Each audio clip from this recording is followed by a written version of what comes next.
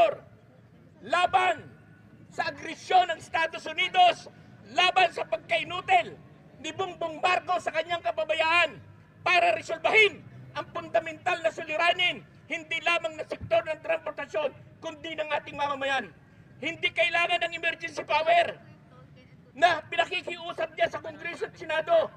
Kailangan lamang sa immediate, kung gustong resolbahin ni Bongbong Marcos, ay maglabas siya ng immediate na resolution na kinakansila niya o sinususpindi niya ang implementation ng excise tax sa produktong petrolyo at pagsususpindi sa usapin po ng ibat sa langis.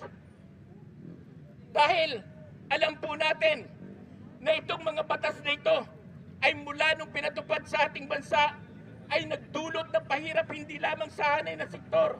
Nandiyan pa, 28 years na pong namamayagpag ang old regulation law na kung saan ay sinurrender mismo ng gobyerno ang kanyang authority para subaybayan, para pigilan ang paggalaw ng presyo ng petrolyo dito sa ating bansa. Sa ilalim ng old regulation po ay mga kumpanya na lamang ng langis ang nagtatakda kung magkanong ibababa o magkanong iro-rollback nila. Kaya pag nag-rollback, sintabo, pag nagtaas ay mas mahigit na piso o 2 piso.